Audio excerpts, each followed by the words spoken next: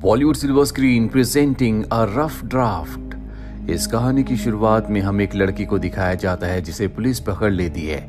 इसका नाम किरिल है। ये गेम डेवलपर है, पर पुलिस इसे पकड़ने के बाद छोड़ भी देती है। और अब किरिल के मोबाइल पर एक लोकेशन आती है और यहाँ से कहानी जाती है फ्लैशबैक में, यानी कि 24 घंटे पीछे, जहाँ पर किरिल की गर्लफ्रेंड उससे ब्रेकअप कर लेती है क्योंकि वो उसे वक्त नहीं देता। साथ ही किरिल की जिंदगी में एक खुशी का पल भी आता है क्योंकि उसने जो गेम बनाई थी उसे एक बहुत बड़ी कंपनी ने खरीद लिया है। किरिल अपने ऑफिस के स्टाफ के साथ पार्टी करने के बाद जब अपने घर आता है तो वो देखता है कि उसके घर में एक अनजान लड़की है जो कहती है कि ये मेरा घर है। इस बात से किरिल परेशान हो जाता है और पुलिस को बुलाता है। पुलिस जब आती है तो लड़की बताती है कि मेरा नाम रिनेटा है और ये घर मेरा है। वो पुलिस को घर के पेपर्स भी दिखाती है, जिसके बाद वहां से किरिल को निकाल दिया जाता है। किरिल ने जो घर के बिल्स जमा किए होते हैं वो लेकर वो सरकारी दफ्तर भी जाता है, लेकिन इसका कोई फायदा नहीं होता। वो ये साबित नहीं कर पाता कि वो घर जहाँ पर अब रिनेटा रह रही है वो उसका है। किरिल इसके बाद अपने ऑफिस जाता है जहाँ पर उसका स्टाफ जिनके साथ वो पार्टी कर रहा था उनमें से कोई भी उसे नहीं पहचानता। किरिल को कुछ समझ नहीं आता कि उसके साथ क्या हो रहा है, इसीलिए वो अपने पिता के पास जाता है। पर हैरानी की बात ये होती है कि उसके पिता भी उसे नहीं पहचानते। इसीलिए एक बार फिर से वो अपने घर जाता है और रिनेटा से कहता है कि तुम मेरे घर पर कब्जा क्यों करना चाहती हो। रिनेटा कहती है कि ये घर मेरा है। किरिल उसे चाकू की नोक पर सच कहने को कहता है, लेकिन वो अपने आप को ही मार देती है। और तभी यहाँ पर पुलिस आती है जो किरिल को पकड़ लेती है, लेकिन अगले पल उसे छोड़ दिया जाता है। जिसके बाद उसके मोबाइल पर एक लोकेशन आती है और ये वही पल होता है जहाँ से कहानी शुरू हुई थी। किरिल अब उस लोकेशन पर जाता है जो कि एक पुराना खंडर नुमा लाइट हाउस है। वहां पर कोई भी नहीं होता, इसीलिए रात को वहीं पर सो जाता है। और अगली सुबह जब वो उठता है तो वो जगह पूरी तरह से बदल चुकी होती है, नई हो गई होती है। और तभी वहां पर रेनेटा आती है जिसकी एक रात पहले मृत्यु हो गई थी। रेनेटा पूरी तरह से ठीक है। किरिल उसे देखकर हैरान होता है। रेनेटा कहती है कि तुम्हें हैरान होने की जरूरत नहीं है, ये एक दूसरी दुनिया यानी कि पैरेलल वर्ल्ड है जिसका नाम किम जिम है। ये नाम सुनकर वो हैरान हो जाता है क्योंकि किरिल ने जिस गेम को बनाया था उसका नाम भी किम जिम था। रेनेटा किरिल को बताती है कि इस दुनिया में कई सारे पैरेलल वर्ल्ड यूनिवर्स हैं जिनके बारे में बहुत सारे लोगों को पता है। और जब तुमने अपनी गेम किम जिम को बनाया तो गलती से तुमने पैरेलल वर्ल्ड का दरवाजा खोल दिया। जिसके बाद मैं तुम्हारे घर गई, मैंने सारी आइडेंटिटी अपने नाम पर बनवा ली और तुम्हें जितने भी लोग इस दुनिया में जानते थे उन सब की यादों से मैंने तुम्हें मिटा दिया। पैरेलल वर्ल्ड के बारे में बहुत सारे लोग जानते हैं जो एक वर्ल्ड से दूसरे वर्ल्ड में हमेशा ट्रैवल करते हैं। और इस वक्त जिस लाइट हाउस में तुम हो यही एक वर्ल्ड से दूसरे वर्ल्ड में ट्रैवल करने का रास्ता है। और जो भी यहाँ से पैरेलल वर्ल्ड में जाएगा तुम्हें उसकी इन्वेस्टिगेशन करनी है। दरअसल यहाँ पर किरिल को एक नया काम मिला है जिसमें उसे उन लोगों की इन्वेस्टिगेशन करनी है जो पैरेलल वर्ल्ड में ट्रैवल करते हैं। रेनेटा उसे बताती है कि यहाँ पर कई सारे पैरेलल वर्ल्ड के दरवाजे हैं, लेकिन अब तक एक ही खुला है जो तुमने खोला है। पैरेलल वर्ल्ड उस वर्ल्ड को कहा जाता है जो हूबहू हमारी अर्थ की तरह, हमारी दुनिया की तरह एक दूसरी दुनिया होती है। वहां पर वो हर एक चीज होती है जो हमारी दुनिया में है। जिस तरह से हम अपने आप को मिरर में देखते हैं और हमारी परछाई हमें नजर आती है, उसी तरह हमारे वर्ल्ड का एक पैरेलल वर्ल्ड भी है, लेकिन वो परछाई नहीं, वो हमारी दुनिया की तरह असली दुनिया है। और उसी दुनिया का दरवाजा किरिल की गेम की वजह से खुल चुका है। किरिल रेनेटा से पूछता है कि तुम्हें ये सब कुछ कैसे पता। वो बताती है कि हम इंसान नहीं है, हमारी एक सीक्रेट सोसाइटी है और मैं उस सोसाइटी के लिए काम करती हूँ। मेरे ऊपर मेरे सीनियर्स भी हैं जिनके ऑर्डर्स मुझे मानने पड़ते हैं। और इसके बाद वो उसी कमरे में उसे एक अलमीरा दिखाती है जो पूरी तरह से खाली होती है। वो किरिल से कहती है कि तुम इस अलमीरा से कुछ भी मांग सकते हो। हालांकि किरिल अपनी दुनिया में अपने लोगों के बीच में वापस जाना चाहता है, लेकिन उसे बताया जाता है कि अब इस दुनिया में तुम्हें कोई नहीं पहचानता। और इसके बाद वो वहां से चली जाती है। किरिल अलमीरा से विश करता है कि उसका बेस्ट फ्रेंड वहां पर आ जाए और अगले पल उसका बेस्ट फ्रेंड वहां पर आ जाता है। पर हैरानी की बात यह होती है कि उसका बेस्ट फ्रेंड अब भी उसे पहचानता है जिसके साथ किरिल एंजॉय करता है। तभी यहाँ पर उसकी गर्लफ्रेंड भी आ जाती है जिसका नाम ऐना है। ऐना ने अपना नया बॉयफ्रेंड बना लिया है। दरअसल ऐना उसे पहचानती नहीं क्योंकि उसकी यादों से उसे मिटा दिया गया है। दरअसल ऐना का जो नया बॉयफ्रेंड है वो इस सोसाइटी का पहले से हिस्सा था और उसी ने ऐना को इस सोसाइटी से इंट्रोड्यूस करवाया होता है। और अब किरिल इनकी इन्वेस्टिगेशन करता और इन्हें उस पैरेलल वर्ल्ड में जाने की इजाज़त दे देता है, लेकिन वो अपने बेस्ट फ्रेंड के साथ उनका पीछा करता है। और जब वो एक रेस्टोरेंट में जाता है तभी एक रोबोट किरिल के ऊपर हमला करता है, पर अचानक से उसके अंदर सुपर हीरो वाली पावर्स आ जाती है जिससे वो उस रोबोट को हरा देता है। इसके बाद इन्हें एक लड़की मिलती है जो जख्मी होती है, पर जब ये उसे पानी पिलाते हैं तो उसके जख्म अपने आप ही ठीक हो जाते हैं। किरिल भी पानी पीता है और उसके जख्म भी ठीक हो जाते हैं। अब ये जो लड़की होती है इसका नाम रोज है। वो बताती है कि वो भी किरिल की तरह एक एजेंट है। वो 27 साल की उम्र में इस दुनिया में आई थी, जिसके बाद उसकी उम्र कभी नहीं बढ़ी, यानी कि वो हमेशा के लिए अमर है। किरिल भी समझ जाता है कि वो भी उसी की तरह अमर है और अब वो अपने टावर में वापस आ जाता है। अगली सुबह जब उसकी नींद खुलती है तो वो देखता है कि एक नई दुनिया का दरवाजा खुल चुका है जो कि बहुत ही खूबसूरत है। और अब इस नई दुनिया को देखने के लिए रेनेटा अपने सीनियर्स के साथ आती है। साथ ही वो किरिल को एक लॉकेट देती है और कहती है कि तुम किसी भी दुनिया में 15 किलोमीटर से ज्यादा नहीं जा सकते। अगर तुमने ऐसा किया तो तुम्हारी जान जा सकती है। किरिल के पास कोई भी रास्ता नहीं है, उसे इनकी बात माननी ही पड़ेगी। और अगले दिन यहाँ पर उसकी एक्स गर्लफ्रेंड यानी कि एना अपने बॉयफ्रेंड के साथ आती है। दरअसल अब जो नई दुनिया का रास्ता दरवाजा खुला है वो अपने बॉयफ्रेंड के साथ उस दुनिया में चली जाती है।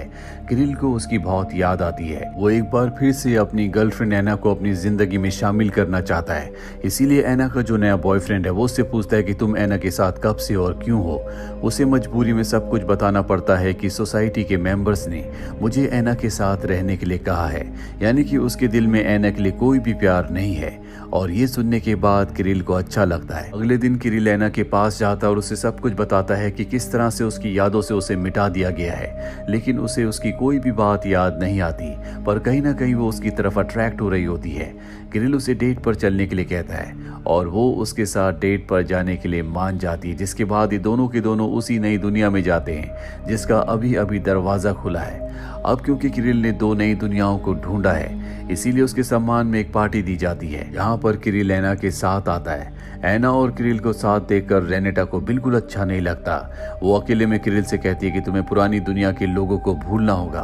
दरअसल कहीं ना कहीं वो खुद भी किरिल को पसंद करने लगी है। वहीं एना को दिखाया जाता है जो देखती है कि किरिल का ध्यान उस पर नहीं है, इसीलिए नाराज होकर वो पार्टी छोड़कर चली जाती है। और इसी मौके का फायदा उठाकर रेनेटा उसे किडनैप करके एक दूसरी दुनिया में भेज देती है।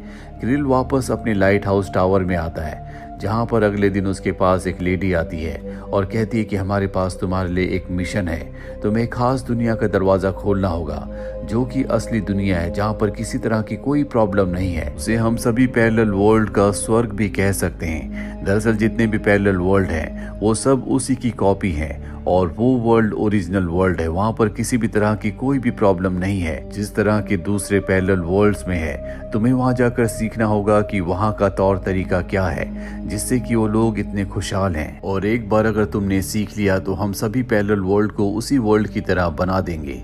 अब यहाँ पर किरिल अपनी गर्लफ्रेंड एना को कॉल करने की कोशिश करता है, लेकिन उसका कॉल नहीं लग रहा होता, इसीलिए उसके घर जाता है, पर एना अपने घर पर नहीं होती।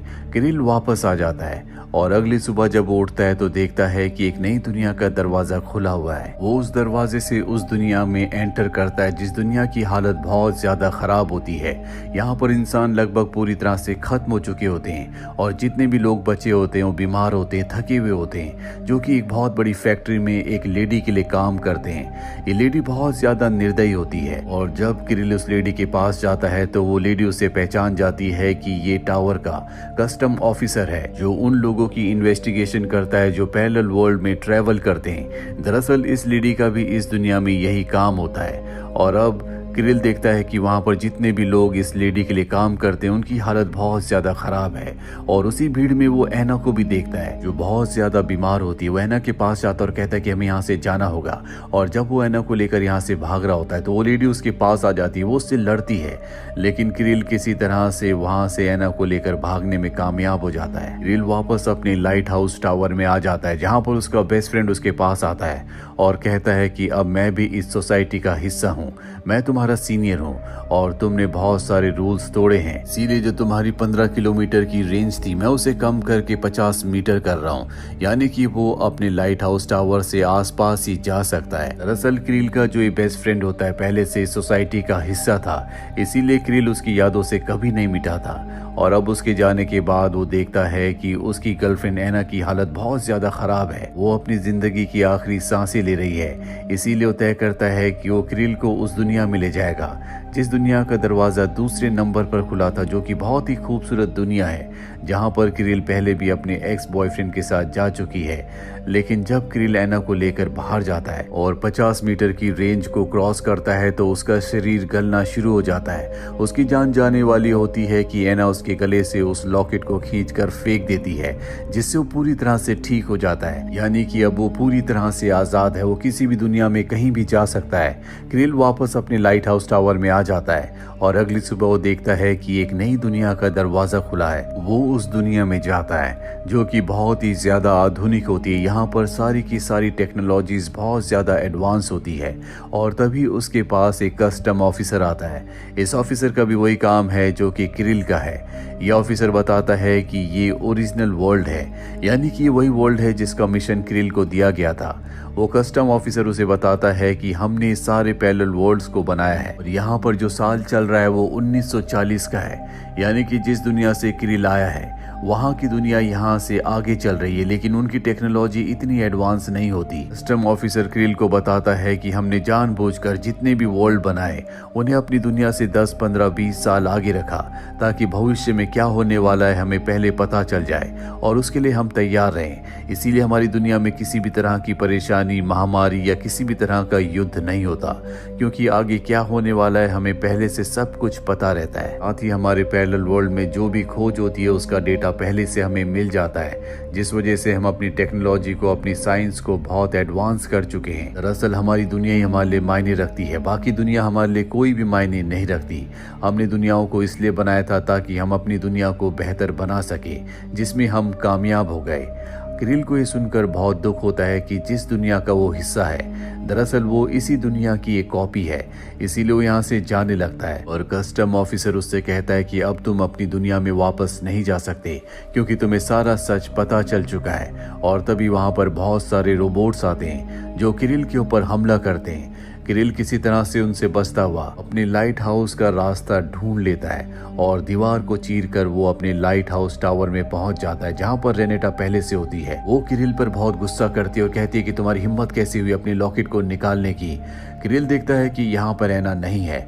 दरअसल अब उसे एक बार फिर से रेनेटा ने किसी दूसरे पैरेलल वर्ल्ड में भेज दिया है और अब वो क्रिल के ऊपर हमला भी कर देती है, लेकिन क्रिल अपनी शक्तियों से उसे मार देता है और जैसी रेनेटा की मृत्यु होती है यह पूरा का पूरा टावर वहीं पर ढह जाता है। रेनेटा की मृत्यु के बाद क्रिल, जो कि अब भी पूरी तरह से ठीक है, उसका फोन रिंग होता है और ये फोन उसके पेरेंट्स का होता है, यानी कि क्रिल के पेरेंट्स अब उसे पहचानते हैं। यानी कि रेनेटा ने जितने भी लोगों की यादों से क्रिल को हमेशा के लिए मिटा दिया था वो वापस उनकी यादों में आ चुका है। क्रिल को इस बात से खुशी होती है, पर वो एना को ढूंढना चाहता है और अब यहाँ पर क्रिल का बेस्ट फ्रेंड आ जाता है। वो कहता है कि टावर टूट चुका है, इसीलिए हम किसी भी दूसरे वर्ल्ड में नहीं जा सकते।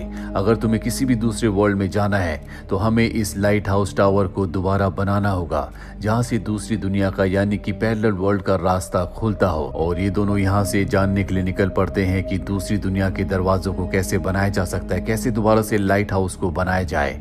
वही हमें लाइट हाउस को दिखाया जाता है जहाँ पर फायर ब्रिगेड पहुंच जाती है, क्योंकि वो पूरा का पूरा टावर मलबे में तब्दील हो चुका होता है। वहां पर आग लगी होती है और फायर ब्रिगेड जब वहां पानी फेंकती है तो वो पानी रेनेटा की बॉडी के ऊपर गिरता है, जिससे वो रिकवर होना शुरू हो जाती है। वो एक बार फिर से जिंदा हो जाती है, क्योंकि जिस दुनिया की, जिस सोसाइटी की मेंबर्स हैं, पानी इनकी पावर है। पानी से ये अपने घाव को, अपने आप को पूरी तरह से ठीक कर सकते हैं। रेनेटा के दोबारा जिंदा होने का मतलब ये है कि जल्दी दूसरी दुनिया के रास्ते भी खुल जाएंगे, लेकिन सबसे पहले वो क्रिल से बदला लेना चाहेगी।